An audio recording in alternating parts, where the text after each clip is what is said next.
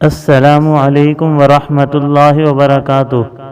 Daily فضائل اعمال اردو میں آپ کو خوش آمدید کہتا ہوں۔ آج کی اس تعلیم میں ہم پڑھیں گے وہ کون سے 3 لوگ ہیں جن کو قیامت کے دن کسی قسم کا خوف نہیں ہوگا اور نہ ان کو حساب دینا پڑے گا۔ بسم اللہ الرحمن الرحیم۔ اللہم صلی علی سیدنا محمد وعلی آل سیدنا محمد وبارک وسلم۔ ابن عمر رضی اللہ تعالی عنہ حضور اقدس صلی اللہ علیہ وسلم کا ارشاد نقل کرتے ہیں کہ 3 آدمی ایسے ہیں جن کو قیامت کا خوف دامن گیر نہ ہوگا، نہ ان کو حساب کتاب دینا پڑے گا۔ اتنے مخلوق اپنے حساب کتاب سے فارغ ہوں، وہ مشک کے ٹیلوں پر تفریح کریں گے۔ ایک وہ شخص جس نے اللہ کے واسطے قرآن شریف پڑھا اور امامت کی اس طرح پر کہ مقتدی اس سے راضی رہے۔ دوسرا وہ شخص جو لوگوں کو نماز کے لیے بلاتا ہو صرف اللہ کے واسطے۔ تیسرا وہ شخص جو اپنے مالک سے بھی اچھا معاملہ رکھے اور اپنے ماتحتوں سے بھی۔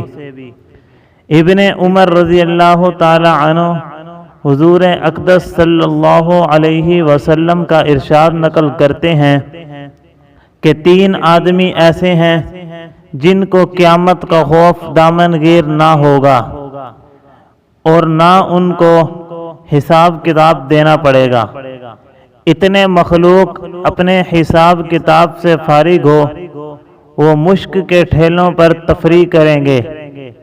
ان میں سے ایک وہ شخص جس نے اللہ کے واسطے قرآن شریف پڑھا اور امامت کی اس طرح پر کہ مقتدی اس سے راضی رہے، اور دوسرا وہ شخص جو لوگوں کو نماز کے لیے بلاتا ہو صرف اللہ کے واسطے۔ تیسرا وہ شخص جو اپنے مالک سے بھی اچھا معاملہ رکھے اور اپنے ماتحتوں سے بھی۔ قیامت کی سختی، اس کی دہشت، اس کا خوف، اس کی مصیبتیں اور تکلیف ایسی نہیں کہ کسی مسلمان کا دل اس سے خالی ہو یا بے خبر ہو۔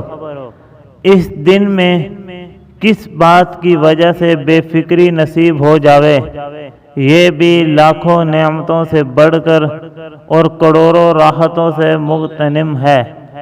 پھر اس کے ساتھ اگر تفریح و تغم بھی نصیب ہو جاوے تو خوشا نصیب اس شخص کے جس کو یہ میسر ہو، اور بربادی اور نقصان ہے ان بے حصوں کے لیے جو اس کو لغو، بیکار اور اضاعت وقت سمجھتے ہیں۔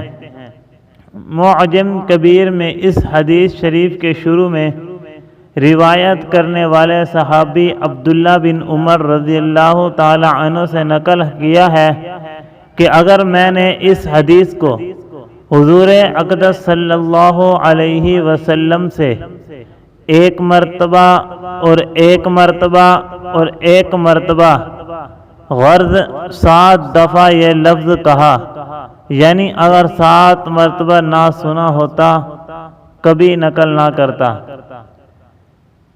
یعنی کہ حضور صلی اللہ علیہ وسلم نے 7 مرتبہ فرمایا کہ یہ 3 شخص ایسے ہیں جن کو قیامت کے دن کوئی خوف نہیں ہوگا اور نہ ان کو حساب کتاب دینا پڑے گا۔ اور وہ 3 لوگ کون سے ہیں؟ دوبارہ سماعت فرما لیں۔